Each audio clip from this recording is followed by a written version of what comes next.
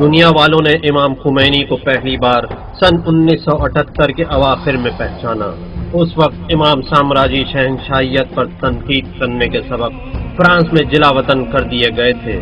دنیا نے ان کی صدائے احتجاج فرانس کی راجدھانی کے اطراف کے ایک محلے نوفل نوشاتو سے سنا۔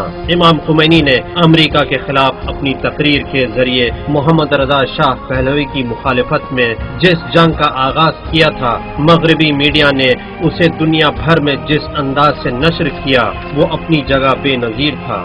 دنیا والوں کے سامنے بالخصوص مغربی ممالک کے نظیر میں امام کی جو شخصیت ابھر کر آئی اس میں اتنی تازگی تھی کہ جس کی نظیر ان لوگوں نے پہلے نہیں دیکھی۔ وہ سیاہ عمامہ اور سفید داڑھی دنیا والوں کے لیے ایک ایسی نئی تصویر تھی کہ جو قدیمی قصوں کے علاوہ تاریخ اور تاریخی کتابوں کے دل سے وجود میں آئی ہو۔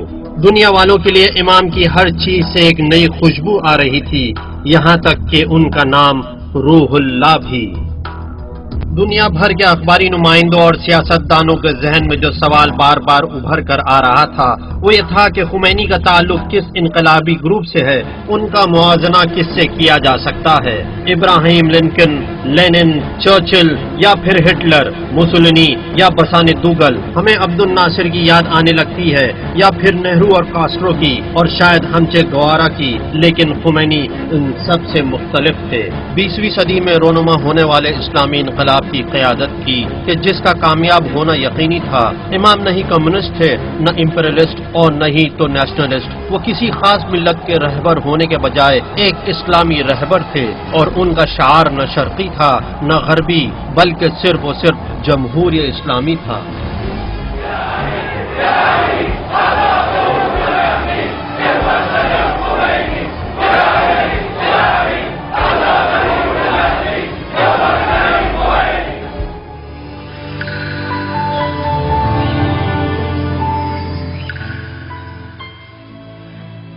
امام کے سر پر جو کالا عمامہ تھا اس کی نسبت پیغمبر اسلام صلی اللہ علیہ وآلہ وسلم سے تھی، کہ جس سے یہ معلوم ہوتا ہے کہ ان کا تعلق اعراب مکہ سے ہے، لیکن وہ خود 20ویں صدی کی ابتدا میں ایران کے ایک چھوٹے سے دیہات میں متولد ہوئے۔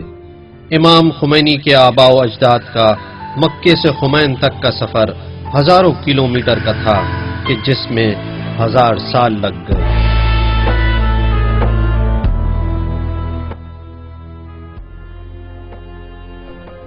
مکہ مکرمہ 20ویں صدی کی ابتدا میں 1400 سال پہلے امام کے آباء و اجداد یہاں رہا کرتے تھے، اور یہیں سے آپ کی نسبت رسول اسلام صلی اللہ علیہ وآلہ وسلم کے 5ویں نواسے امام موسیٰ بن جعفر علیہ السلام تک پہنچتی ہے۔ امام موسیٰ بن جعفر علیہ السلام شیعہ کے 12 اماموں میں سے 7ویں امام ہیں۔ امام خمینی کے جد اعلیٰ امام موسیٰ بن جعفر علیہ السلام نے خلیفہ بنی عباس المہدی کے اصرار پر مدینے کو خیر آباد کہا اور عراق چلے گئے۔ وہاں بنی عباس کے مختلف زندانوں میں رہنے کے بعد دیار غیر میں آپ کی شہادت واقع ہو گئی۔ آپ اپنے وطن سے دور غربت میں دفن ہوئے۔ ابھی بھی آپ کا مرقد مطہر عراق کے ایک شہر کاظمین میں چاہنے والوں کی زیارت گاہ بنا ہوا ہے۔ امام کے فرزندوں نے عراق میں بغداد کے علاقوں میں سکونت اختیار کی، اور پھر سادات موسوی کے نام سے یہ خاندان مشہور ہونے لگا۔ کچھ مدت کے بعد ان کے ایک گروہ نے ایران کے ایک شہر نیشاپور کی طرف ہجرت کی، اور کچھ مدت بعد وہاں سے کشمیر چلا گیا۔ کشمیر میں اس خاندان نے پیغام اسلام کو عام کرنا شروع کیا اور وہیں سکونت اختیار کر لی، اور پھر یہ سلسلہ سید میر حامد حسین موسوی تک پہنچا، کہ جو روح اللہ کے تیسرے جد ہے۔ یہ امام خمینی کی ولادت سے 250 سال قبل کا واقعہ ہے، کہ جب میر حامد حسین کے یہاں دین علی شاہ کی ولادت ہوئی، لیکن حامد حسین اور دین علی شاہ کشمیر کے ظالم حاکموں کے ہاتھوں قتل کر دیے جاتے ہیں۔ ان کے مزار اب بھی کشمیر میں موجود ہیں۔ دین علی شاہ کے ایک بیٹے کا نام احمد تھا کہ جو علوم دین کی تکمیل کے لیے عراق کے شہر نجف اشرف کا سفر کرتے ہیں۔ چونکہ احمد جزیرہ نما ہندوستان کے شہر کشمیر سے نجف آئے تھے، لہذا اپنے ساتھیوں کے درمیان احمد ہندی کے نام سے مشہور ہوئے، لیکن نجف میں وہ زیادہ دن نہیں رہے۔ اس زمانے میں خمین ایران کے بیچوں بیچ ایک چھوٹا سا گاؤں تھا۔ اس گاؤں کے لوگ صفوی خاندان کے تحت تسلط زندگی گزار رہے تھے کہ جو کافی کمزور ناتواں ہو چکے تھے، لہذا وہاں کے مالکان اور زمینداران عوام کے مال و دولت پر ناجائز قبضہ کرنے لگے۔ نتیجتاً لوگوں نے مجبور ہو کر ایک وفد نجف بھیجا تاکہ اس زمانے کے دینی رہبر آیت اللہ العظمی سید محمد شیرازی سے اپنی حالت زار کی شکایت کریں اور ان سے مدد کی درخواست کریں۔ آیت اللہ شیرازی نے سید احمد موسوی سے فرمائش کی کہ وہ وفد کے ساتھ خمین جائیں۔ احمد ہندی موسوی اپنے مرجع وقت کے حکم کی اطاعت کرتے ہوئے خمین کے لوگوں کے ساتھ ایک نئی سرزمین پر پہنچتے ہیں۔ خمین کی عوام سید احمد ہندی کو قاضی کے طور پر معین کرتی ہے تاکہ ان کی آپسی اختلافات کو ختم کریں۔ انہیں رہنے کے لیے ایک ایسا گھر دیا جاتا ہے جو دیکھنے میں قلعہ لگتا تھا۔ اس میں 2 مینار تھے، ایک مغرب کی طرف اور دوسرا مشرق کی طرف۔ اسی گھر کے صحن میں قضاوت کے تمام امور انجام پانے لگے۔ سید احمد حکم صادر فرماتے تھے اور ان کے چند نگہبان اور خادموں کے ذریعے اس پر عمل درآمد ہوتا تھا، خاص طور سے وہ احکام کہ جو زمین کی تقسیم کے سلسلے میں صادر ہوتے تھے۔ سن 1864 میں سید احمد ہندی کے یہاں فرزند کی ولادت ہوتی ہے جس کا نام مصطفیٰ رکھا جاتا ہے۔ مصطفیٰ بعد میں مصطفیٰ خمینی کے نام سے مشہور ہوئے۔ اس طرح امام خمینی کے اجداد ایک ایسے سفر کے بعد جسے لگ بھگ 1000 سال لگ گئے ایران میں سکونت پذیر ہوتے ہیں۔ جگہوں کے بدلنے کی وجہ سے اس خاندان کا نام بھی بدل گیا، لہذا خمین میں رہنے کے سبب موسوی اور ہندی کے بعد خمینی کے نام سے مشہور و معروف ہونے لگے، وہ نام کہ جو اب بھی اپنی جگہ پر باقی ہے۔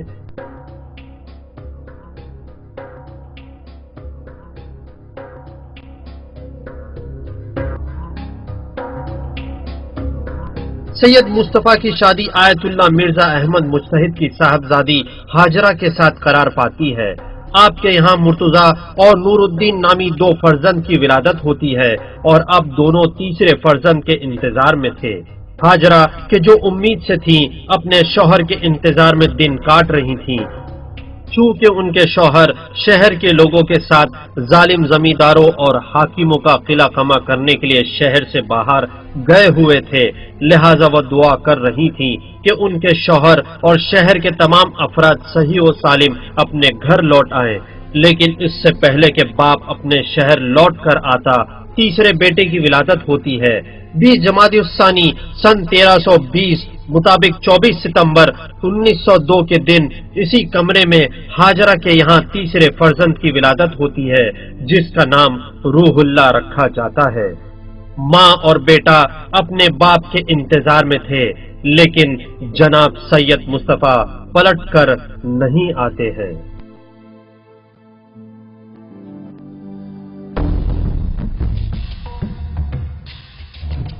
امام خمینی کے والد محترم جناب سید مصطفیٰ چونکہ دراندازی اور لوٹ مار کرنے والے وہ گروہ جو دولت سے حکومت سے وابستہ تھے، جو خمین کے اطراف میں قتل و غارت، خوریزی، ناموس کی عزت وغیرہ کو حلال سمجھتے تھے، ان کے لیے ایک بہت بڑی رکاوٹ بن گئے تھے۔ لہٰذا ان لوگوں نے آپ کو خمین اور عراق کے راستے کے درمیان شہید کر دیا۔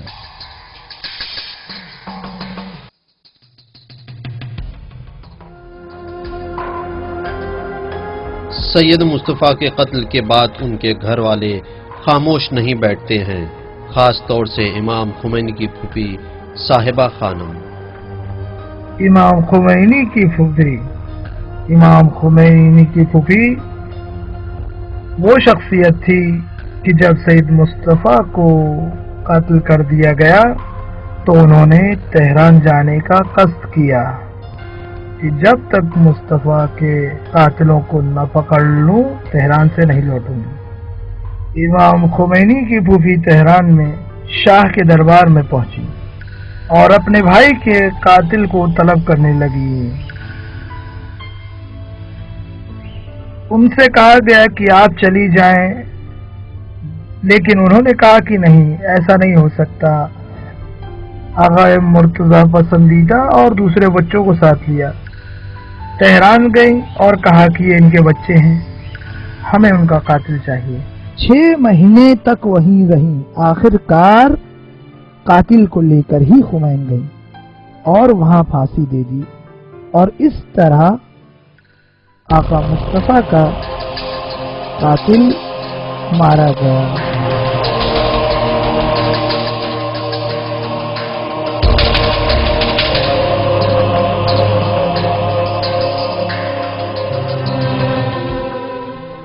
کم سن روح اللہ نے 5 مہینے کی ہی عمر میں یتیمی کا داغ دیکھا۔ ان کی والدہ کے دودھ کافی نہیں تھا کہ جو امام خمینی کو سیر کر سکے، مجبوراً آپ کو دایا کے حوالے کیا گیا تاکہ وہ آپ کو دودھ پلا سکے۔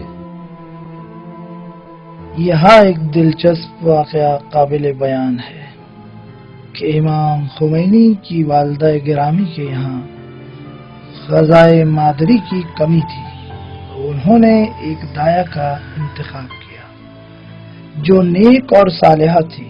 اس کے بھی ایک بچہ تھا۔ امام خمینی کو جب اس دایا کے سپرد کیا گیا تو اس نے کہا کہ میرے سینے کا ایک حصہ خشک ہو گیا ہے۔ اس سے کہا گیا کہ اسی خشک حصے کو اس کے منہ میں رکھ دو، اگر غذا آ گئی تو بہتر ہے۔ جیسے ہی منہ میں اس حصے کو رکھ دیا گیا ویسے ہی شیر آنے لگا۔ تو اس نے کہا کہ جسم کا وہ حصہ جس میں پہلے سے شیر تھا وہ ہمارے بچے کے لیے، اور یہ حصہ اس بچے کے لیے۔ 6 سال کی عمر میں امام نے مکتب جانا شروع کیا اور ملا ابو القاسم سے قرآن پڑھنا شروع کیا، اور 1 سال میں پورے قرآن کریم کو حفظ کر لیا۔ اس کے بعد استاد اعتماد العلماء کی شاگردی کی اور ان سے حساب اور ریاضیات کا درس حاصل کیا۔ امام بڑے ہوئے، 10-12 سال کی عمر تھی۔ ایک ان کے بچپن کے دوست حاجی نوروزی، جس کو میں نے دیکھا تھا اور عزیز رکھتا تھا، اور کچھ مدت پہلے ہی ان کا انتقال ہو گیا ہے، وہ کہتے ہیں کہ جب ہم مکتب جایا کرتے تھے تو اس وقت روح اللہ جو بھی مطالعہ کرتے تھے سمجھ لیتے تھے، لیکن ہم جتنا بھی مطالعہ کرتے تھے نہیں سمجھ پاتے تھے، تو ہم روح اللہ کے پاس جا کر ان سے کہتے تھے کہ آقا روح اللہ ہمیں بھی سمجھاؤ۔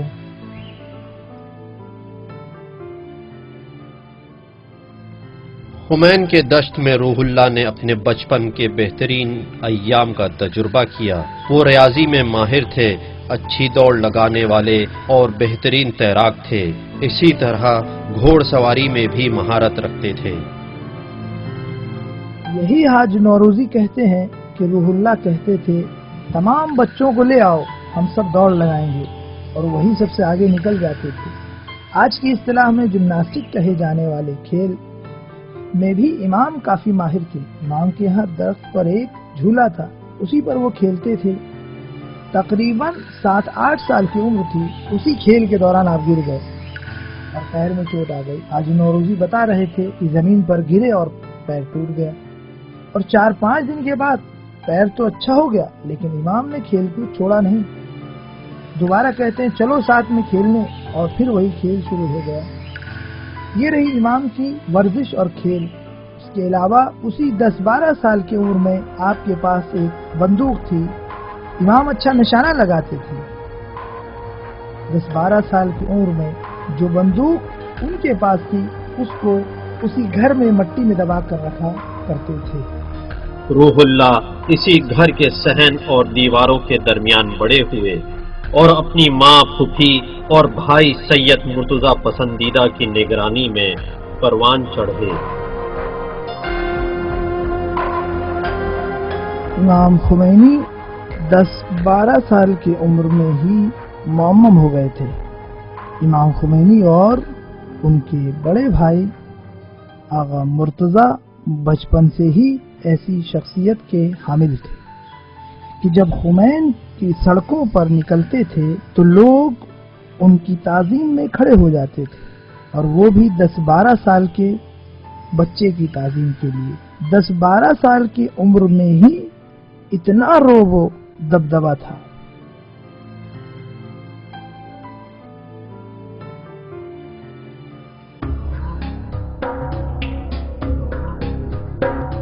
ये वो जमाना था कि जब बज़ाहिर ईरान में काजारियों का काफी नफूज था, जबकि हकीकत यह है कि अमलन रूस और बरतानिया का नफूज था। लिहाजा ईरान का आधा शुमाली हिस्सा रूस के इख्तियार में था, और इसी तरह मुआहदे के मुताबिक जुनूब के तमाम तेल के जखीरे बरतानिया के इख्तियार में थे। और 20वीं सदी के अवाइल में मुल्क के पूरे जुनूबी खित्ते पर बगैर किसी रुकावट के बरतानिया हुक्मरानी करने लगा। अभी सन 1907 तमाम भी न हो पाया था कि उन लोगों ने मिलकर कानूनी तौर पर ईरान को 2 हिस्सों में तकसीम करके उसकी तमाम मुनाफतों को लूट लिया और संगीन कर्ज का बोझ उस पर लाद दिया। रूस और बरतानिया के इस नफूज के बाद उलमाए दीन की रहबरी में काजारियों की शहनशाहियत और रूस और बरतानिया के खिलाफ ईरानियों में इनकलाब की लहर दौड़ गई, और ये इनकलाब मशरूता के नाम से मारूफ हुआ। उलमाए दीन और उनमें सर फहरिस्त आयतुल्लाह शेख फजलुल्लाह नूरी ने सन 1906 में शाह काजार मुजफ्फरुद्दीन शाह को नया कानून असासी कबूल करके उस पर अमल करने के लिए मजबूर किया। ما اساسبون میخواهیم که قواعد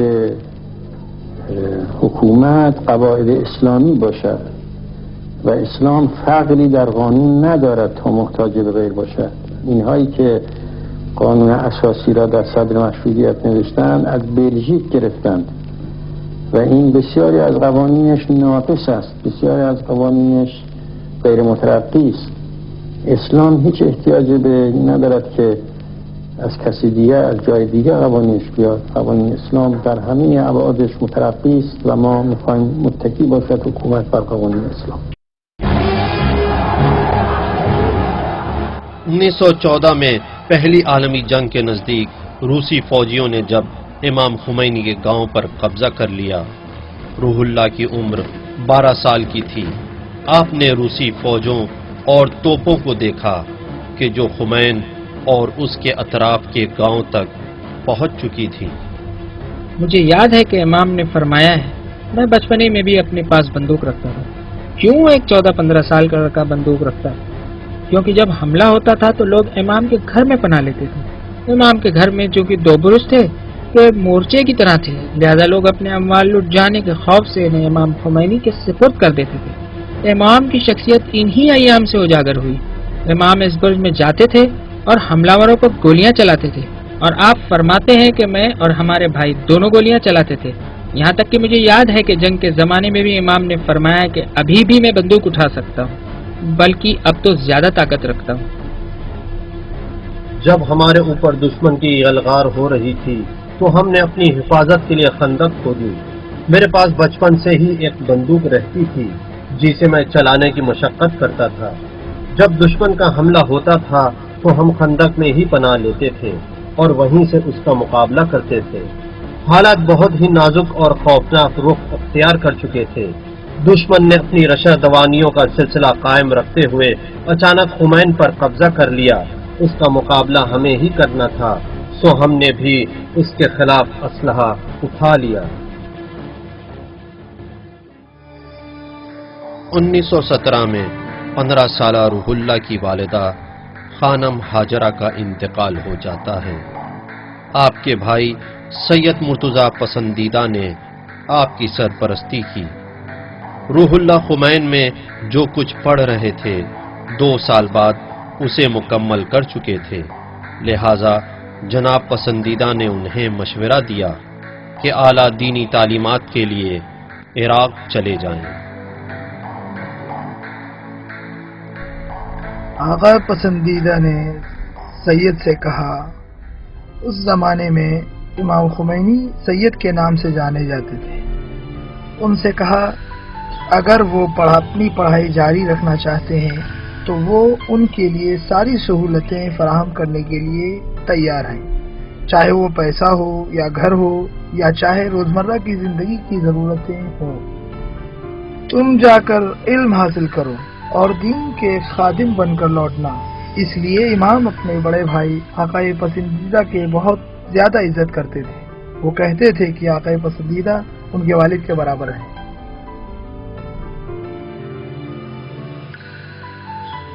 وہ ایک ہوشیار اور عقلمند شخص تھے، اسی بنا پر جب انہوں نے اس بات کا احساس کیا کہ ان کے رشد کے لیے خمین چھوٹا ہے، لہذا وہاں سے قم کے لیے ہجرت کرتے ہیں اور وہاں پر نیک، صالح، عارف، سچے اور اچھے لوگوں کے درمیان رہتے ہوئے رشد کرتے ہیں۔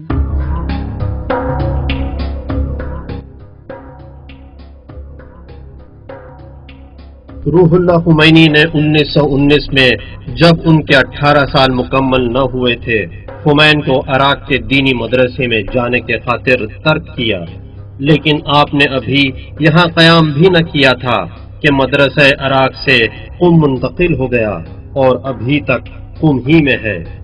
روح اللہ نے اپنے علمی دروس کو حوض علم قم میں آیت اللہ شیخ عبد الکریم حائری یزدی کی سرپرستی میں شروع کیا۔ وہ ایام قاجار حکومت کے آخری ایام تھے۔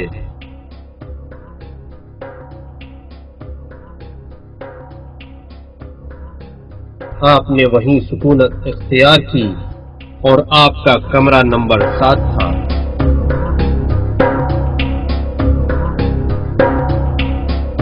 انہوں نے مدرسہ دارالشفا کی سکونت کو قبول کیا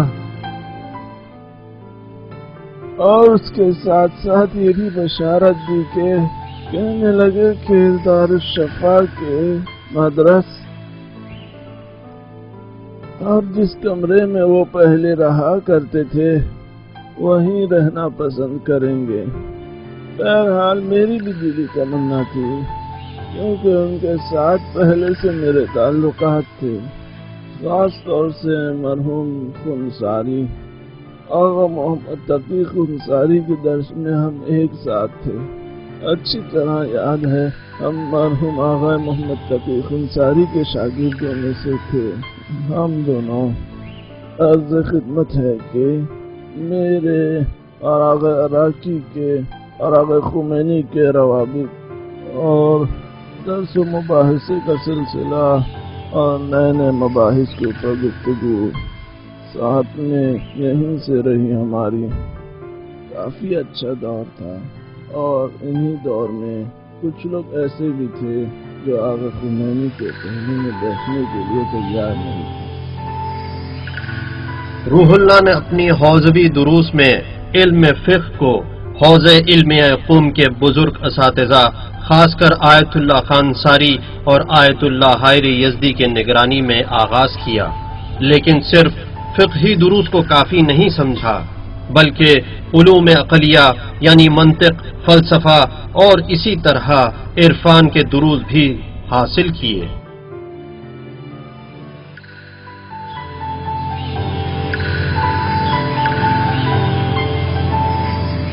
وہ خود فلسفہ اور عرفان میں شیخ محمد علی اصفہانی شاہ آبادی مرحوم کے خاص شاگرد تھے، جو نہایت ہی مشہور و معروف تھے۔ فلسفہ اور عرفان میں کئی سال بلکہ 7 سال تک آپ کی شاگردی کی اور کچھ جگہوں پر آقائے حکیم کے جو قم میں مقیم تھے دروس فلسفہ سے کسب فیض کیا۔ آقا قزوینی مرحوم سے بھی فلسفی دروس میں مدد لی اور فائدہ اٹھایا، جو نہایت ہی بزرگ اور نامور فلسفی تھے، لیکن سب سے زیادہ اور بہتر طرح سے شاہ آبادی مرحوم کے دروس سے فائدہ اٹھایا۔ تحصیل علم کے ساتھ ساتھ روح اللہ نے عرفان اور تقوی میں بھی کافی رشد حاصل کیا۔ شدید سردی کا زمانہ، حوض مکمل برف سے جمع ہوا تھا۔ اتنی غضب کی سردی پڑ رہی تھی کہ کوئی سوچ بھی نہیں سکتا تھا کہ اپنے بستر سے نکل سکے۔ اس کے باوجود امام خمینی، جبکہ ایک کم سن طالب علم تھے، ہاتھ سے انہوں نے حوض کے برف کو توڑا، اس پانی سے وضو کیا اور نماز شب کے لیے کھڑے ہو گئے۔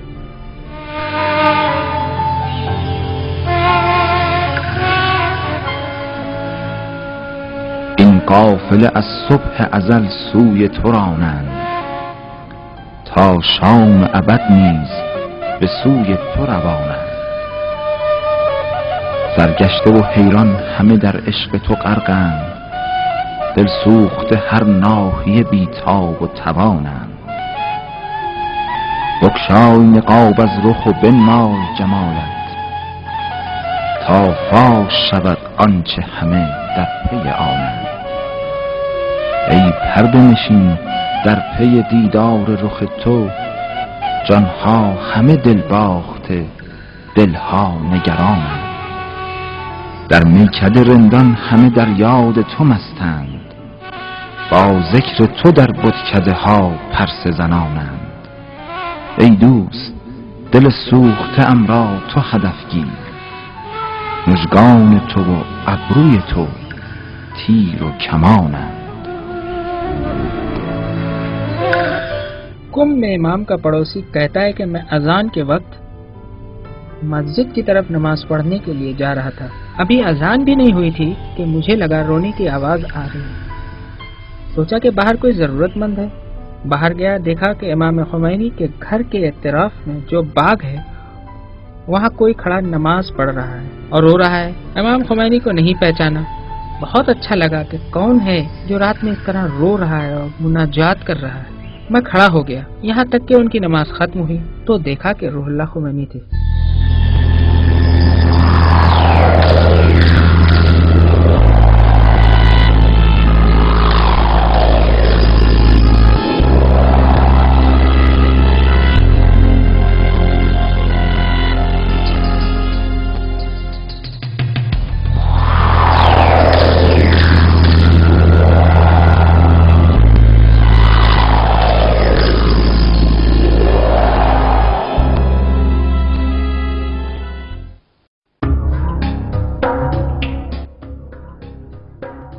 روح اللہ کے کچھ اساتذہ جیسے آیت اللہ العظمی تبریزی، شاہ آبادی اور خانساری انقلاب مشروطہ میں پیش تھے۔ اسی سے ان کے شاگردی کا مزاج بھی انقلابی بن گیا۔ اس وقت حوض علمیہ قم کی فضا صرف روحانی ہونے کی وجہ سے زیادہ تر علماء سیاسی سرگرمیوں سے دور رہتے تھے، اور پچھلے بادشاہوں کی حکومت کے شکنجوں دھمکیوں کا یہ نتیجہ تھا کہ جس سے حوض روبرو ہو چکا تھا۔ اسی وجہ سے علماء مجبور تھے کہ حوضے کو صرف دینی تعلیمات تک ہی محدود رکھیں۔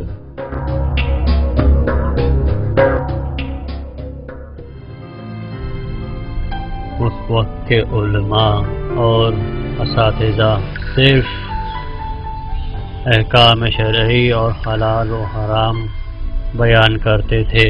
انہیں لوگوں کی سماجی، سیاسی اور دوسرے ملکوں کے مسلمانوں کے مسائل میں دلچسپی نہیں تھی۔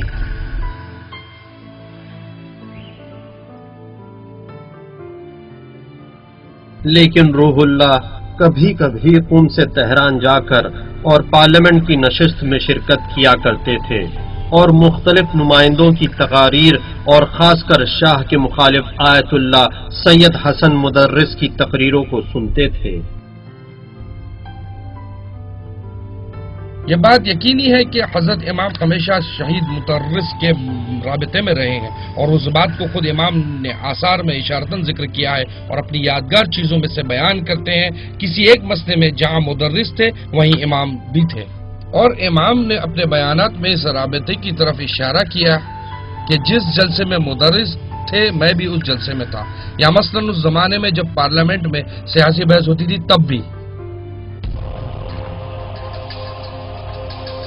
دوسری عالمی جنگ میں کامیاب برطانیہ نے 1919 میں ایران میں ایک نئی حکومت کا اعلان کیا، وہ بھی وثوق الدولہ کی ریاست اور برطانیہ کی سلطنت کے تحت ایسی حکومت کے لاہیہ عمل کو منظور کیا گیا جس میں لشکری اور مالی امور کی نگرانی ایران کی حکومت کے ہاتھوں برطانیہ کے مشیروں کے مطابق ہوگی۔ لیکن سید حسن مدرس نے اس قانون کی مخالفت میں قیام کیا اور احمد شاہ قاجار پر دباؤ ڈالا اور اسے مجبور کیا کہ وہ انگریزوں کے ایک طرفہ دباؤ کو نہ قبول کرے۔ اختلافات اتنے بڑھ گئے کہ ملک کے شمال اور جنوب میں لوگ اٹھ کھڑے ہوئے۔ آذربائیجان کی رہبری ایرانی پارلیمنٹ کے ممبر شیخ محمد خیابانی نے سنبھالی اور شمال میں سردار میرزا کوچک خان نے۔ دونوں نے حکومت قاجار کے خلاف اعلان جہاد کیا اور نتیجے میں وثوق الدولہ استعفیٰ دینے پر مجبور ہو گیا۔ اس کے بعد انگریزی حکومت نے ایک ایرانی اخباری نمائندے ضیاء الدین طباطبائی کو وزیر اعظم بنا دیا۔ یہ شخص ایرانی فوج کا افسر رضا خان کے ساتھ شریک ہو گیا تاکہ پائے تخت کو انقلابیوں کے چنگل سے آزاد کرا لیا جائے۔ ضیاء الدین نے تمام مخالفوں کو گرفتار کر کے قید خانے کی سلاخوں میں ڈال دیا، خاص کر ایران اسمبلی کے روح رواں سید حسن مدرس کو بھی۔ 3 مہینے بعد ضیاء الدین احمد شاہ قاجار کی حکومت کا تختہ پلٹانے والے فوج کے افسر رضا خان کو اپنی جگہ دے کر ہٹ گیا۔ رضا خان نے 1926 میں خود کو ایران کا بادشاہ اعلان کر دیا اور یہی پہلوی سلطنت کا آغاز تھا جو امام خمینی کے دور میں اپنے عروج پہ تھی۔ ما در زمان سابق فرض بفرمایید که زمان اول قاجاریه نبودیم. اگر فرض کنیم که سلطنت قاجاریه به واسطه یک رفراندومی تحقق پیدا کرد و همه ملت هم ما فرض کنیم که رأی مثبت دادند، اما رأی مثبت دادند بر آقا محمد خان قجر و اون سلاطینی که بعدها میآیند. در زمانی که ما بودیم و زمان سلطنت احمد شاه بود هیچ یک از ما زمان آقا محمد خان را ادراک نکردند. 25 سالہ جوان طالب علم نے حوزے کے تمام بزرگوں کو اپنی طرف متوجہ کر رکھا تھا، خاص طور سے حوزے کے سرپرست آیت اللہ حائری کو بھی۔ اس نے کہا ہم مدرسے فیضیہ میں درس میں بیٹھے تھے اور ان کا کمرہ مدرس کے بغل ہی میں تھا۔ کبھی آیت اللہ حائری بلند آواز سے کچھ بیان کرتے تھے۔ کہتے ہیں کہ ایک رات ہم نے ایک جوان کو دیکھا جس کی داڑھی نئی نکلی ہوئی تھی۔ اس نے کہا کہ ایسا ہو سکتا ہے کہ آغا شیخ درس دیتے وقت آپ آہستہ کلام کریں، آہستہ بولیں، کیونکہ آپ کی آواز ہمارے لیے مطالعہ کرنے میں مزاحم ہو رہی ہے اور ہم آپ ہی کے بغل والے حجرے میں مطالعہ کر رہے ہیں، مباحثہ کر رہے ہیں، درس پڑھ رہے ہیں جو مشکل ایجاد کر رہی ہے۔ آغا شیخ نے کہا ٹھیک ہے۔ آغا روح اللہ اٹھے اور چلے گئے تو آغا حائری نے کہا یہ جوان آئندہ اسلام اور مستقبل قریب میں ایک تابناک اور روشن ستارہ ہوگا۔ نوجوان آیت اللہ خمینی نے اپنی پہلی کتاب شرح دعائے سحر سن 1928 میں 26 سال کی عمر میں تالیف کی۔ انہوں نے 29 سال کی عمر میں شادی کرنے کا فیصلہ کیا۔ میرا مطلب آغا مرزا محمد ثقفی تہران میں کافی مشہور، یہاں تک کہ امام جماعت تھے تہران میں، لیکن حاج شیخ عبدالکریم حائری سے وابستہ تھے اور وہ امام خمینی کی شخصیت کو نہیں جانتے تھے، اور امام خمینی ان کے پاس آئے نہایت انکسار کے ساتھ ایک طالب علم کے طور پر، حالانکہ وہ اپنی شہرت کے عروج پر تھے۔ باوجود اس کے کہ امام کی اپنی بیوی کے ساتھ شادی کرنے میں کافی دیر لگ گئی، تقریباً 9 مہینے لگ گئے، کیونکہ امام کوئی مشہور طالب علم نہیں تھے۔ ہماری والدہ ایک بڑے گھر سے تعلق رکھتی تھی، اسی وجہ سے والدہ کی دادی اس رشتے کی مخالف تھی، نہ کہ ان کی والدہ مخالف تھی، اور ان کے والد حامی تھے کیونکہ ان کے والد معمم تھے اور قم میں تھے، اس وجہ سے امام کو بھی پہچانتے تھے۔ البتہ ظاہری طور پر جانتے تھے کہ ایک ہوشیار، محنتی اور متقی طالب علم ہے، اس لیے راضی تھے۔ لیکن میری والدہ چونکہ کم سن تھی، تقریباً 15 سال کی تھی، اس لیے ان کے لیے قم میں رہنا مشکل تھا۔ لیکن ایک رات میری والدہ نے خواب دیکھا، جبکہ طے یہ تھا کہ کل امام کو انکار کر دینا ہے۔ والدہ نے خواب میں دیکھا کہ کھڑکی سے دیکھ رہی ہیں کہ ہمارے آئمہ پیغمبر حضرت علی، حضرت فاطمہ صحن کے اس طرف کمرے میں تشریف فرما ہیں۔ انہیں دیکھ کر کہنا شروع کرتی ہیں کہ یہ سب تو میرے امام ہیں، میرے پیغمبر ہیں، میں ان سب سے محبت کرتی ہوں۔ ایک عورت جو ان کے نزدیک بیٹھی ہوئی تھی وہ کہتی ہے کہ تم ان لوگوں سے محبت نہیں کرتی ہو۔ والدہ افسوس کے ساتھ کہتی ہیں کیوں نہیں، میں نہیں چاہتی ہوں، کس بنا پر انہیں نہیں چاہوں گی؟ اس عورت نے کہا نہیں، تم انہیں نہیں چاہتی ہو۔ اسی دوران افسوس کے ساتھ والدہ بیدار ہو جاتی ہیں اور دوسرے دن جب اپنی دادی کے سامنے خواب بیان کرتی ہیں تو دادی فرماتی ہیں کہ ضرور یہ سید بہت ہی نیک سید معلوم ہوتا ہے۔ اس طرح امام خمینی کے عقد میں آیت اللہ کاشانی تھے اور ان کے سسر آیت اللہ ثقفی نے جب ان کو دیکھا تو کہا کہ اس عجوبے کو کہاں سے ڈھونڈ لائے ہو؟ اس موقع پر انہوں نے کہا امام کو کہ عجوبہ ہے، کوئی معمولی روحانی نہیں۔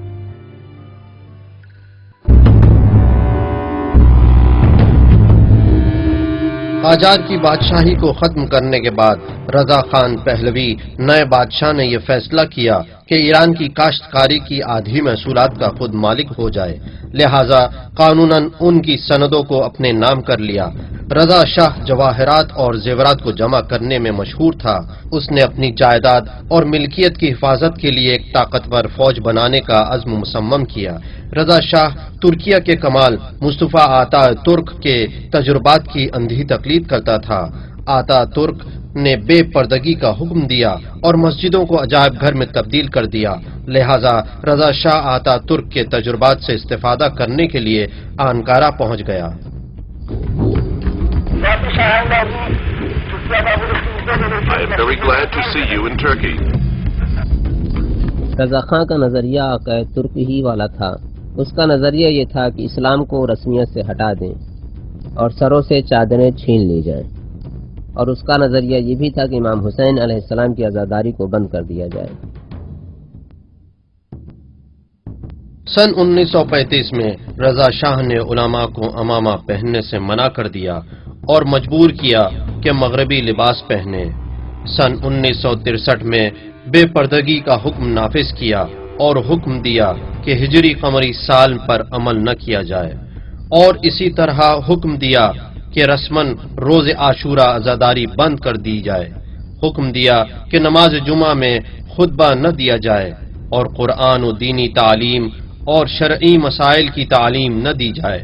رضا شاہ کی بیوی بھی قم میں معصومہ سلام اللہ علیہا کے حرم کی مسجد میں بے پردہ آتی ہے۔ جب حرم کے ایک خادم نے اسے مناسب لباس پہننے کے لیے کہا تو محافظوں نے اسے کافی مارا پیٹا۔ تمام انسان ها و نیروی انسانی ما را از بین برده است این آدم. این آدم به واسطه نوکری که داشته مراکز فحشا درست کرده. تلویزیونش مرکز فحشاست، رادیوش بسیاریش فحشاست، مراکزی که اجازه دادن برای اینکه باز باشد مراکز فحشاست، اینها دست به دست هم دادن. در تهران مرکز مشروب فروشی بیشتر از کتاب فروشی است. مراکز فساد دیگر الی ماشاءالله هست. برای چه؟ سینمای ما مرکز فحشاست. ما با سینما مخالف نیستیم، ما با مرکز فحشا مخالفیم. ما با رادیو مخالف نیستیم، ما با فحشا مخالفیم. ما با تلویزیون مخالف نیستیم. ما با اون چیزی که در خدمت اجانب برای عقب نگه داشتن جوانان ما و از دست دادن نیروی انسانی ما با اون مخالف هستیم.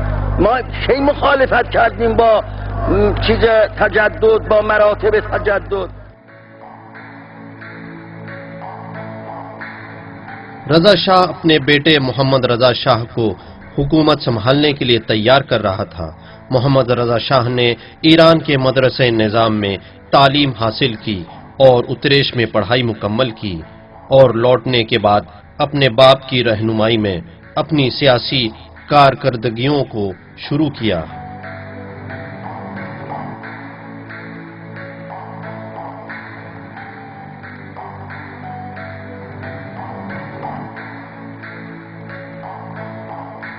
رضا شاہ چاہتا تھا کہ حکومت کو دوسرے ملوک کے یہاں شادی کرنے کے ذریعے سے طاقتور کرے۔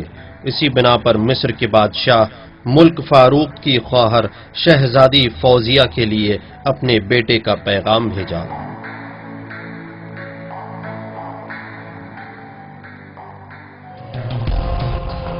اس زمانے میں سید حسن مدرس کے قتل کی وجہ سے پارلیمنٹ میں جو حکومت کے مخالف نمائندے تھے وہ اپنی قوی ترین اور نمایاں ترین ساتھی سے محروم ہو چکے تھے۔ اس وقت تک جوان روح اللہ بھی سیاسی مسائل میں وارد نہیں ہوئے تھے، لیکن جو حوادث ان کے سامنے رونما ہو رہے وہ خود ان حوادث کی تہ تک پہنچ رہے تھے۔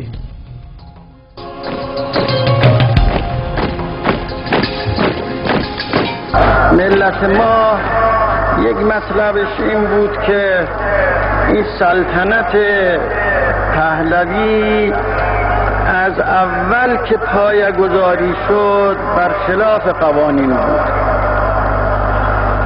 اونهایی که در سن منند میدانند و دیدند که مجلس مؤسسان که تأسیس شد با سرنیزه تأسیس شد، ملت هیچ دخالت نداشت در مجلس مؤسسان. مجلس مؤسسان را با زور سرنیزه تأسیس کردند و با زور وکلای او را وادار کردند به اینکه به رضا شاه رأی سلطنت بدهند. پس این سلطنت از اول یک امر باطلی بود.